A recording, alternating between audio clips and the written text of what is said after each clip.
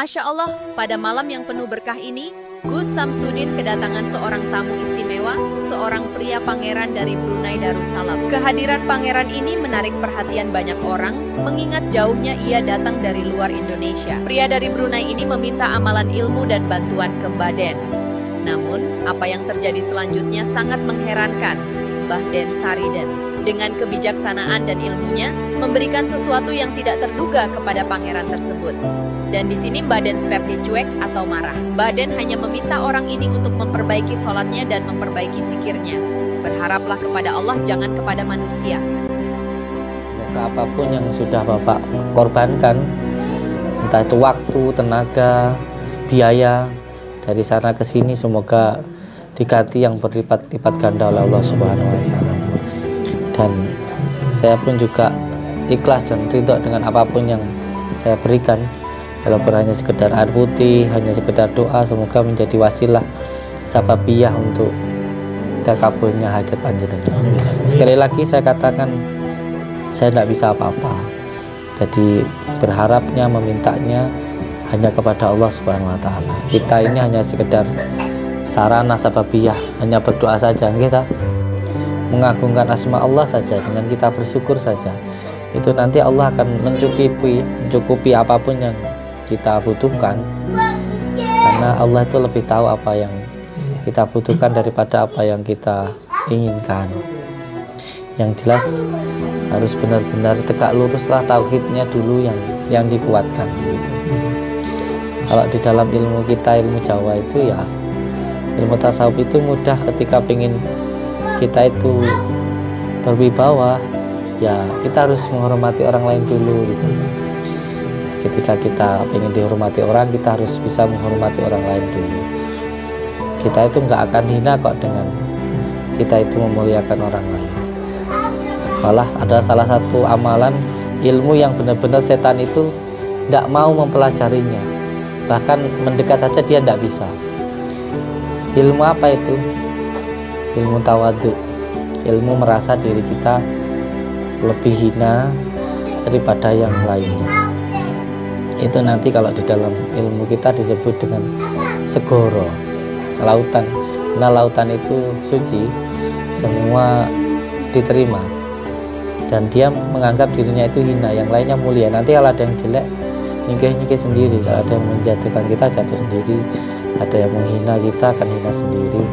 Itu karena diri kita merasa tidak bisa apa-apa, hina, dan kita bersandar kepada Allah Subhanahu wa Ta'ala.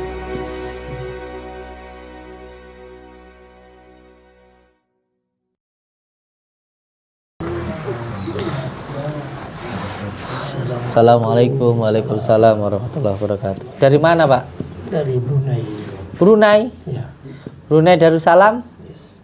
Subhanallah, jauhnya.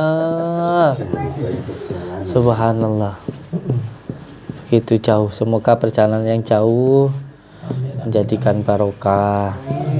Dan saya mohon maaf dulu yang sebesar-besarnya, karena saya itu banyak kurangnya, dan yang jelas saya itu tidak bisa apa-apa. Kita hanya berdoa kepada Allah Subhanahu wa Ta'ala. Semoga apapun yang sudah Bapak korbankan, entah itu waktu, tenaga, biaya, dari sana ke sini semoga diganti yang berlipat-lipat ganda oleh Allah Subhanahu wa Ta'ala. Dan saya pun juga ikhlas dan ridho dengan apapun yang saya berikan, walaupun hanya sekedar air putih, hanya sekedar doa, semoga menjadi wasilah sababiyah untuk terkabulnya hajat panjenengan. Sekali lagi saya katakan, saya tidak bisa apa-apa, jadi berharapnya, memintanya hanya kepada Allah Subhanahu wa Ta'ala. Kita ini hanya sekedar sarana sababiyah, hanya berdoa saja, kita. Ya, apa yang bisa saya bantu Pak? Ya, temu kangen dan silaturahmi di Bang Meja. Jauh-jauh ya. Apa ya? Jauh-jauh. Mau ini beliau ini juga. Iya. Kalau ada pun untuk kewibawaan. Iya. Dan kalau ada penyakit mun, kalau sakit ini aja sakit ya. Ini biasa kan ya. Iya. Jalan kurang lancar sekarang. Namanya siapa Pak? Pengiran Haji Muhammad Shah. Al-Fatihah. A'udzubillahi minasyaitonir rajim. Bismillahirrahmanirrahim. Alhamdulillahirabbil alamin. Iya. Siratal ladzina an'amta 'alaihim. Yang jelas zikir itu ada 3. Yang pertama itu zikir asma, yang kedua itu zikir sifat, yang ketiga itu zikir dzat. Mungkin ada waktunya kita zikir untuk kepentingan diri kita sendiri, ada waktunya kita berzikir karena untuk mengharapkan fadlnya Allah, untuk mendapatkan ridha Allah. Ada kalanya juga kita berzikir benar-benar karena cinta kepada Allah Subhanahu wa taala. Jadi saya harap untuk siapapun yang sudah bertemu saya, minimal ada waktu 1 jam saja ketika malam itu untuk benar-benar dzikrul dzat, berzikir benar-benar hanya mengharapkan ridha Allah Subhanahu wa taala. Karena sebenarnya kita itu nggak perlu minta, dengan kita mengagungkan asma Allah saja, dengan kita bersyukur saja, itu nanti Allah akan mencukupi apapun yang kita butuhkan. Karena Allah itu lebih tahu apa yang kita butuhkan daripada apa yang kita inginkan. Yang jelas harus benar-benar tegak luruslah tauhidnya dulu yang dikuatkan begitu. Kalau di dalam ilmu kita, ilmu Jawa itu ya, ilmu tasawuf itu mudah ketika pengen kita itu berwibawa, ya kita harus menghormati orang lain dulu gitu. Ketika kita pengen dihormati orang, kita harus bisa menghormati orang lain dulu. Kita itu nggak akan hina kok dengan kita itu memuliakan orang lain. Malah ada salah satu amalan ilmu yang benar-benar setan itu tidak mau mempelajarinya. Bahkan mendekat saja dia tidak bisa. Ilmu apa itu? Ilmu tawadhu. Ilmu merasa diri kita lebih hina daripada yang lainnya. Itu nanti kalau di dalam ilmu kita disebut dengan segoro, lautan. Nah, lautan itu suci, semua diterima. Dan dia menganggap dirinya itu hina, yang lainnya mulia. Nanti kalau ada yang jelek, nyingkir sendiri. Kalau ada yang menjatuhkan kita, jatuh sendiri. Ada yang menghina kita, akan hina sendiri. Itu karena diri kita merasa tidak bisa apa-apa, hina, dan kita bersandar kepada Allah Subhanahu wa taala. Yang jelas jauh-jauh dari sana ke sini, kalau hanya mengharapkan itu saja nanti kecewa. Karena berharap ke manusia itu pasti kecewa, apapun bentuknya. Kalau kita berharap ke dunia itu pasti kecewa. Kita baik ke tetangga, belum tentu tetangga baik sama kita. Punya panenan kita kasihkan, belum tentu dia panen ngasih ke kita. Kita nanti kecewa. Kita baik sama istri, ya harus karena Allah. Karena belum tentu juga kita baik sama istri, baik sama kita. Ke anak pun begitu. Apalagi ke orang tua. Apalagi orang tua makin lama makin pikun, ya toh. Kita baik dikasih makan katanya belum. Apa kita kecewa? Kalau kita kecewa kan ya berarti kita ini kan gak beriman gitu. Kecilnya kita pun ya seperti itu. Kalau masalah pengen berwibawa itu gampang. Amalannya ada 2. Amalan itu perjalanan. Saya itu memang percaya dengan kegaiban.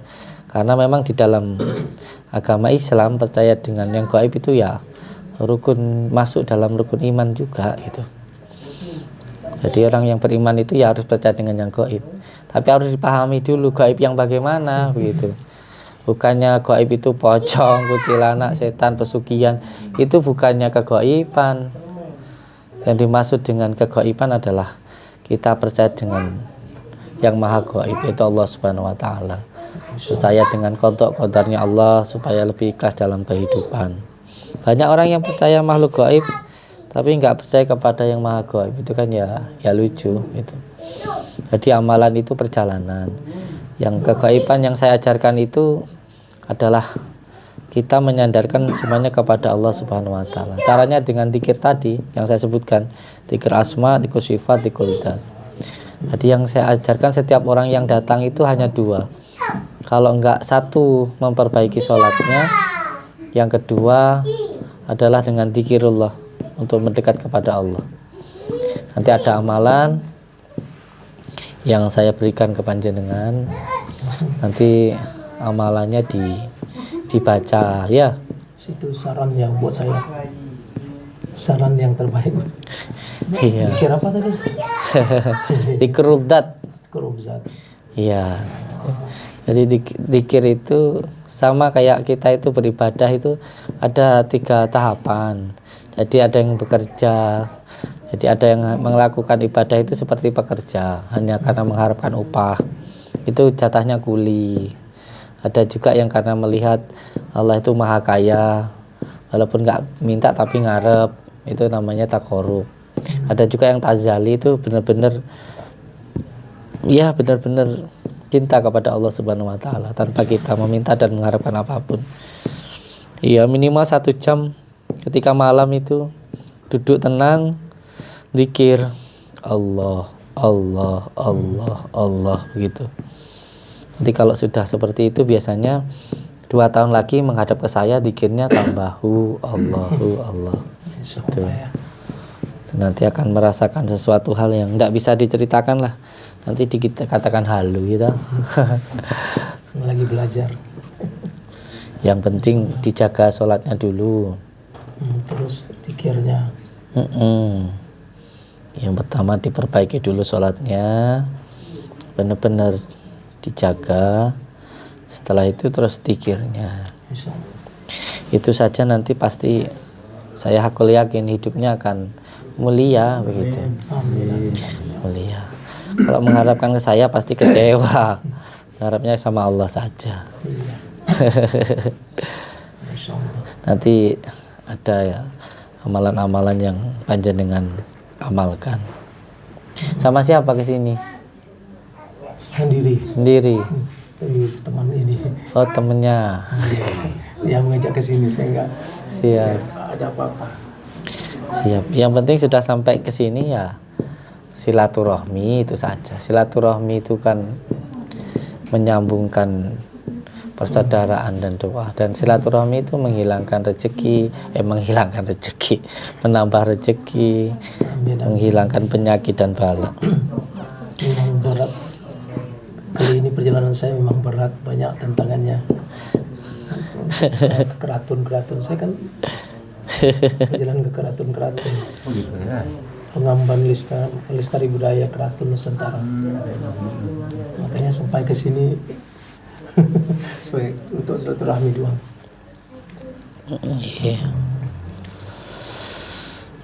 Iya, yang jelas ya pasrahkan semuanya sama Allah. Iya, mudah-mudahan. Amin.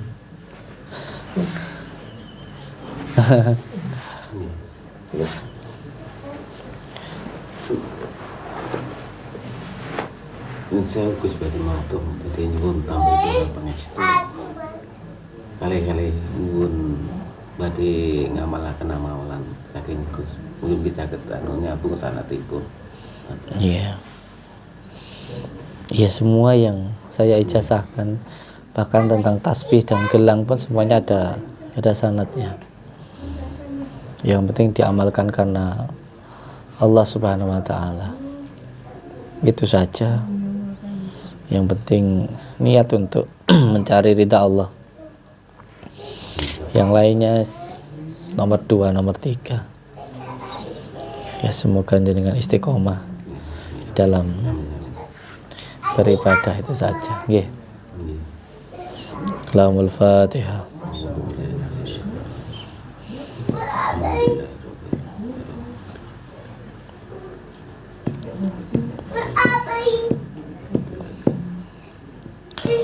Saya tidak bisa apa-apa, hanya bisa memberikan doa, dan nanti silakan amalannya diamalkan hanya untuk mencari ridha Allah Subhanahu wa taala. Nggih. Barakallah.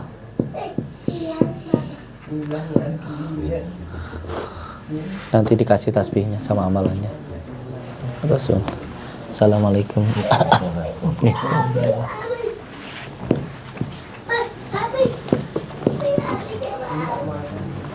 Assalamualaikum.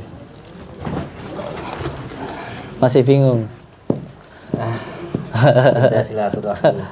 Nah, kemarin itu ada sesuatu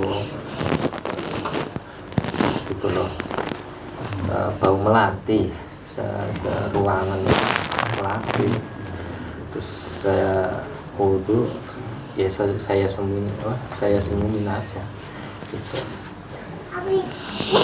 Lebih mendekat kepada Allah Subhanahu wa taala. Kalau ada yang minta tolong ya dibantu. Yang terpenting ketika kita ingin menerangi jalan orang lain, terutama kita harus menghidupkan dulu lampu yang ada di dalam diri kita. Sampai sudah tak kasih amalannya, tapi masih ada yang bingung. Nanti saya perjelas lagi bahwa salah satu amalan yang sampean pegang itu namanya dzikir saman. Dzikir ini diamalkan untuk kita bisa mengetahui siapa sejatinya diri kita. Lalu kita ini punya peran apa dan apa yang harus kita lakukan. Yang saya harapkan yang terpenting panjenengan setiap malam itu banguno. Mulai dari jam 1 sampai jam 5 itu panjenengan banguno. Susah Gus. Ya saya tahu, makanya saya bicara. Dengarkan dulu. Kalau memang jam 1 sampai jam 5 nggak bisa, minimal kata kiai saya, kata Pak Syuti Al-Ghazali, minimal bangun 1 jam di antara jam 2 sampai jam 4. Jadi entah jam 2-nya atau minimal jam 3 itu bangun. Setelah itu dirikan sholat taubat, sholat hajat, terus dzikir saman tadi. Akan banyak kejadian yang akan terjadi dalam hidup panjenengan. Nggak usah bingung, nggak usah khawatir, nggak usah susah. Yang terpenting sampean benar-benar niat untuk mencari ridha Allah Subhanahu wa taala. Yang pertama ya tadi seperti yang sampean ceritakan, akan terbuka mulai dari cakra asna, tercium sesuatu, telinga seperti mendengarkan sesuatu, bahkan nanti akan seperti hening. Setelah itu seperti ada cahaya putih yang datang, kita seperti masuk dalam ruangan dan lain sebagainya. Itu buat saya nggak begitu berguna karena itu hanya kulitnya saja. Tapi yang lebih penting itu adalah hatinya. Bagaimana ketika kita bisa tenang, terus nggak ada kebencian, dibenci orang yo nggak marah. Itu tandanya awal pertama panjenengan itu sudah bisa mengetahui tentang siapa diri panjenengan yang sebenarnya. Bagaimana caranya? Kalau bisa selain panjenengan itu dzikir malam, puasa 3 hari, Selasa, Rabu, Kamis, selama 7 minggu. Nanti pas baca sholawatnya, pas dikata asma'inya itu sebut nama orang tua, Al-Fatihah, sebut nama diri sendiri, Al-Fatihah. Sebut niat panjenengan untuk mencari ridha Allah, untuk mengetahui hidup yang sejati, supaya tenang, Al-Fatihah. Seperti itu. Akan banyak cabangnya loh ya. Sampean kalau nggak kuat ya bahaya. Harus istiqomah. Itu tandanya kuat itu istiqomah. Sampean sudah masuk, ya harus benar-benar memahami apa yang terjadi. Saya minta cuman itu saja sih, bangun minimal 1 jam setiap malam, diistiqomahkan minimal ya. Kalau nggak bisa jam 1 sampai jam 5 ya minimal 1 jam aja, jam 3 sampai subuh. Dikirkan masuk nafas, keluar nafas, Allah. Itu nanti luar biasa karena itu jalan untuk mengenal Allah Subhanahu wa taala. Biasanya akan diperkenalkan dulu dengan diri kita. Biasanya nanti badan kayak bicara sendiri. Makanya nanti kalau kita mati, seluruh anggota tubuh kita itu akan berbicara sendiri tanpa mulut kita bicara. Tangan buat apa, mata lihat apa, telinga mendengarkan apa, itu nanti akan seperti itu. Nah, sebelum dia bicara, sekarang ajak bicara dulu. Ngoten. Di istiqomahkan, bangun malam, dirasakan keluar masuk nafas. Tidak usah pakai nafsu, cukup pakai hati saja dengan cara syukur.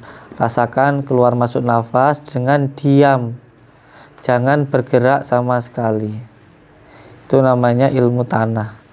Diam, jangan bergerak sama sekali. Rasakan keluar masuk nafas, masuk nafas hu, keluar nafas Allah, hu Allah, hu Allah. Begitu nggih. Supaya nggak ada gangguan. Yang pertama, seperti yang saya ajarkan sebelum dzikir, baca syahadat dulu 3 kali, tahan nafas. Sholawat 3 kali, tahan nafas. Haqqullah 3 kali, tahan nafas. Setelah itu sholawat nuridat 3 kali, tahan nafas. Terus baca ayat kursi 3 kali, tahan nafas. Baru dzikir Allah, Allah. Nanti kalau ada yang seperti apapun nggak mampu mengganggu kita, nggak mampu juga menarik sukma kita, akhirnya ya nggak gila gitu loh. Itu kalau sama namakan istiqomah 41 hari saja akan ada perubahan. Karena kemarin saya waktu zikir pun sampai dia datang, sampai itu maksudnya ya tidur balik enaknya. Seperti apapun masa lalu sampai saya nggak mau menceritakan itu.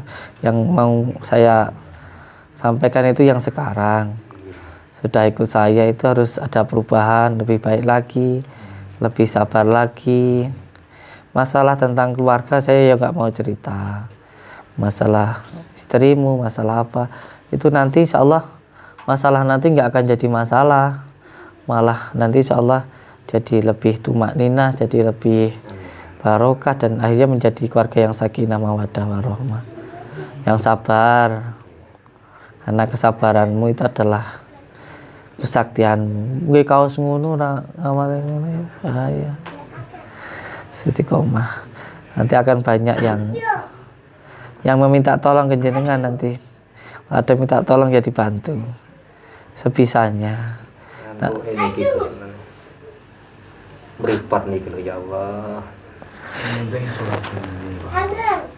Ya termasuk ngantuk itu ujiannya teh. Jam 10 ngantuk ya. Tidur, bangun nanti jam 1. Gono.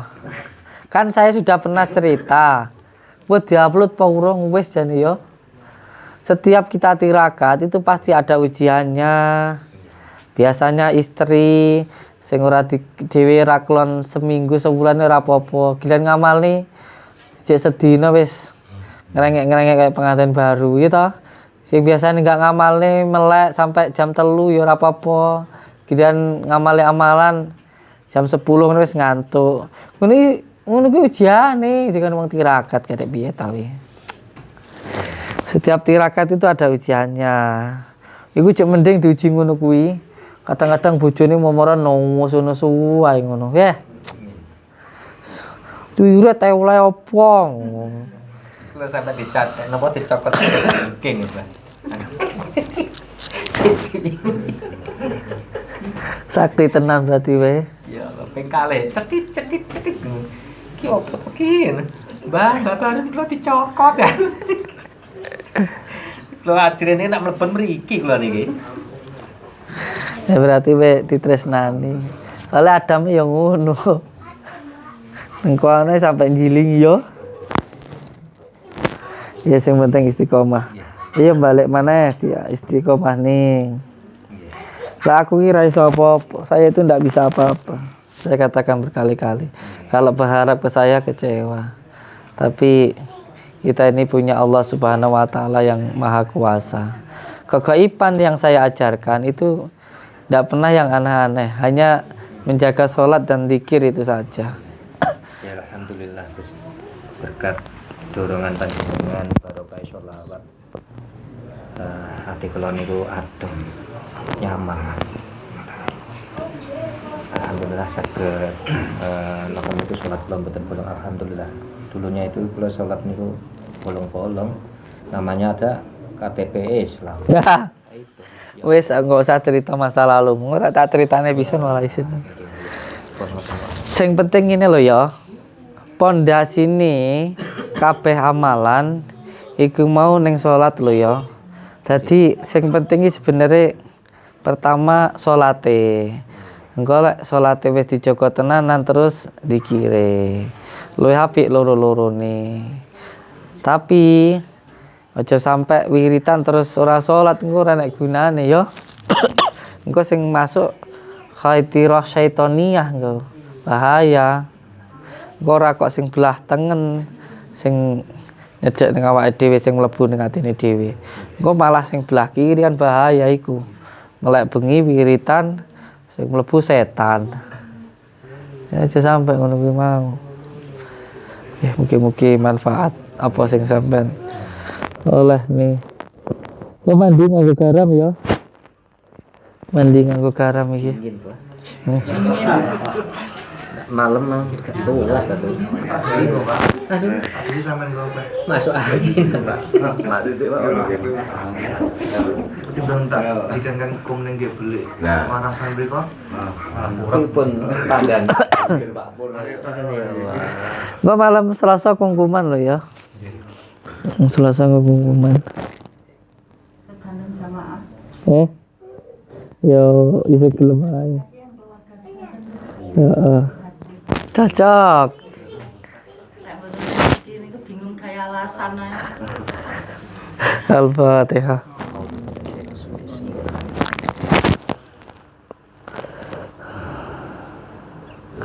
Sing jelas kula matur nek kula niku mboten saged napa-napa, ya ora iso apa-apa. Kabeh sandane ning pangeran. Wis to, Gusti Allah iki kabeh molek Gusti Allah ora kersa ya ora iso. Dadi apa sing kedaden ning awake dhewe kuwi kabeh ya sing apik kanggo awake dhewe. Sing penting bangga istiqomah lakoni apik ngono ae. Al-Fatihah.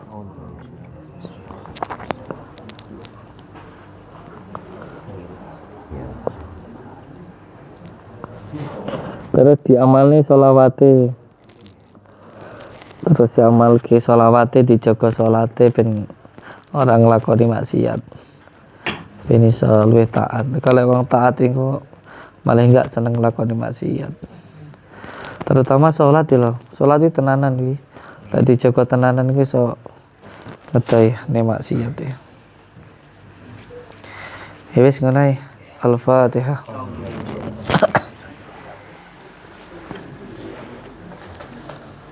Mangga, sehat. Amin.